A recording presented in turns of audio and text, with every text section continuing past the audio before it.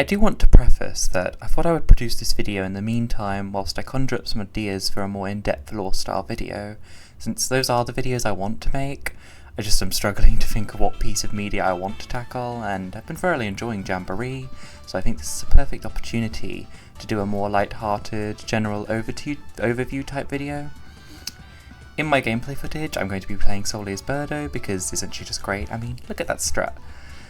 I probably need to branch out to other characters, but I think I'm someone that gets quite attached to particular characters, although having Pauline now is a great option. Now, I think when discussing Jamboree, it feels right to start with the main mode and how it feels in a general sense, but also how it stands out compared to the previous games in the series. To start, the boards all feel very enjoyable in gameplay, and having 7 is very refreshing. I think just having 2 more modes compared to Superstars really makes a mountain's difference in replayability. My favourite gameplay-wise is probably King Bowser's Keep due to its chaotic nature, but in a pure aesthetic sense, I think Rainbow Galleria is easily the strongest. It just has a very pleasing colour palette, and a mall is such brilliant theming for a Mario Party game. I will say that my only minor critique is that some of the theming is somewhat basic for the boards, barring what we just said about Rainbow Galleria. I don't think it's necessarily a bad thing for this game, since the gameplay mechanics are great enough, such as Bowser's Vault on King Bowser's Keep, Rainbow Galleria's Hectic Economy, or the Moving Wiggler system on Mega Wiggler's Stray Party, so it does make up for it, I believe. A sentiment I've seen reiterated a lot is that this game is rather slow-paced, and I definitely agree. I think it's a mix of two things. Because the game is so expansive in its scope, we do have so much going on in most boards, which just inherently lengthens animation times or the frequency of them. But I think it also has largely to do with the buddy system. When a buddy appears on the board, we have an animation for their entrance. The buddy minigames are the longest minigames in the game, and the buddies make it so you do everything twice, such as blue spaces, lucky spaces, item spaces, etc. So we get at minimum 10 to 12 minutes added from that new system alone. I think they could make some of these spaces go by faster by just making it work like when players are in the last 5 turns, so you get the 6 coins immediately for landing on a blue, or vice versa for other spaces. This wouldn't really fix the problem for item spaces, since of course they'd always need to choose 2 items themselves, but I think it helps a bit. I do also think that stealing the buddies so easily is actually the major balance issue regarding them, rather than being able to obtain 2 stars at once. I'm not sure what they could do to fix that, but it does show a slight level of unpolish with this buddy system. Now I want to talk about the Pro Mode.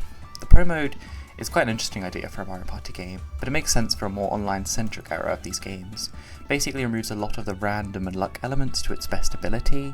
It is stuck to a 12 turns, which is a tad odd, but it's a decent number of turns for me personally.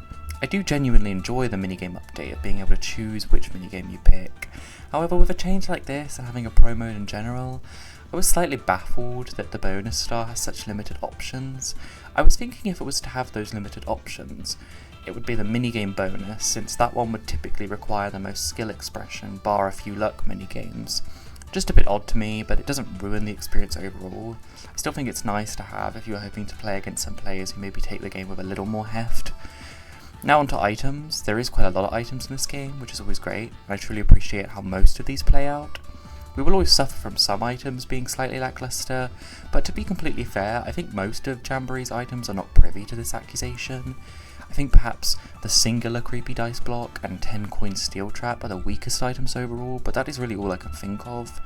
The golden pipe is still very strong, and I still think it could be slightly more expensive. One thing I'm not sure has been mentioned is that the Star Steel Trap item is truly chaotic on certain boards like King Bowser's Keep, where you can sort of set up a trapping ground within the middle section, and I think that's the good kind of chaos we typically like in Mario Party, so I'm not particularly against it. I've had some really chaotic games through that. We can now talk about minigames, and as usual we have a really strong selection of minigames. I actually think this may be my favourite minigame selection of the Switch era due to so many high intensity type minigames. Like, quite a few are parkour style minigames or survivathons, which are usually my favourites. We've got Lumber Tumble, Scarousel, Sandwiched, Lightwave Battle, Cold Front, Granite Getaway, and Snowball. Those are just a few great ones. I also think that this game has a great selection of 2v2s in particular. We've got Shadow Player, Jump the Gun, 2-Axis Taxi, and Prime Cut. That all feel quite challenging if you're going up against decent opponents. And the only minigame in general that I think I really hate, like absolutely hate, is Gatekeepers. It's just way too slow paced for a guessing minigame. And my one other critique in general is that I was a tad confused why some of the Coopathlon minigames couldn't be implemented into the base party mode. It seems it could be implemented perfectly by just making the player with the most points or coins win. We have also got a selection of ways to play these minigames with the minigame bay. I do genuinely enjoy the variety, and although I haven't played a ton of these side modes since I've been enjoying the main mode so much, it is always nice to have more options if you want to pour in just a little bit of time for minigames.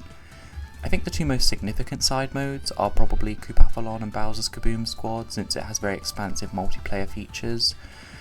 I do think Coopathlon is a tad better because what Bowser's Kaboom Squad suffers from is somewhat repetitive nature when roaming in the map section, and Bowser truly isn't much of a threat. However, I don't want to dismiss that it is such a cool concept in theory. Coopathlon mode is very intense and enjoyable in theory and concept. I most definitely haven't felt a thrill like this for a side mode in Mario Party in quite some time. I'm usually the kind of player that hangs around the top 6 area as well, so it's a lot of close calls. I do genuinely think that some of the items could feel more impactful though. I feel that the amp can be quite impactful at slowing people down, but in general they don't feel very strong if you're quite ahead at first. And I don't want it to seem like we should heavily punish the first player for basically being good, but similar to Mario Kart, having a blue shell, perhaps some of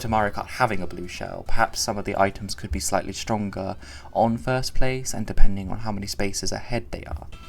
Other than that, the minigames are all quite fun and intense. I do wish there was a couple more though. I was slightly surprised to see a campaign mode and that it felt more fleshed out than Super Mario Parties.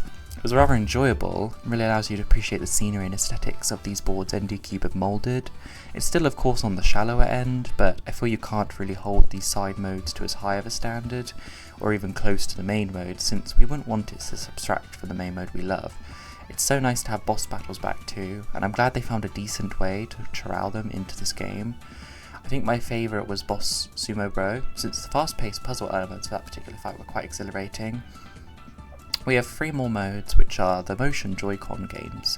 We've got Toad's Item Factory, Rhythm Kitchen, and Koopa Paratroopers Flight School. To be completely honest, I didn't spend much time with these modes, and I actually had to re-record some footage for these games, so that does probably show they have a slightly hollow element to them. Although they are sort of fluff, there's most definitely enjoyment to be had. I found Toad's Item Factory to be the most enjoyable because I do enjoy the simple, almost relaxing puzzle side to this. With Rhythm Kitchen, I've always been bad at the rhythm minigames, so maybe this critique comes from me just sucking. So even though there is fun to be had, I know I won't come back to it much. Koopa Paratroopers Flight School just seemed a bit odd to me. I felt awkward holding the Joy-Cons the opposite way, and it just didn't interest me much. I do definitely need to play more of it though, so that's why the critiques for these motion games are quite mellow. I can still always appreciate having these side modes when you just want to relax a bit more and get some quick gameplay in, like I said with Minigame Bay. The achievement goals in this game are all quite a neat addition. We've always had unlockables, and this game kind of combines elements of Super Mario Parties and Superstars. We have all of these shops to buy the usual like music and reactions, but we also have this battle pass like system and achievements which genuinely adds more depth, especially when you can get achievements from many different modes and earn XP from multiple too. And there's also a card designing thing that might have been in previous games, I'm not completely sure, but it's cute anyway. I do miss in Superstars having the option to create a profile card with your favourite minigames of Mario Party game, but I suppose that made sense for a game commemorating the previous games in the series. Overall, this game has been enjoyable to seep into, and I really love that they were able to attach this series to the previous Super game, yet still make it so experimental and unique. I definitely want to play more of this game to formulate my thoughts even more, since there is just so much to do and experience, and I think Mario Party has always been like that. It's a game that really sits with you, and it's why I was able to recollect so many of my memories of this almost omnipotent series at this point. It's followed me ever since I was born, and I think it will continue to do so. I'm hoping everyone is enjoying this game to the degree I am, even if it has some bumpy edges. Have a good day. Bye.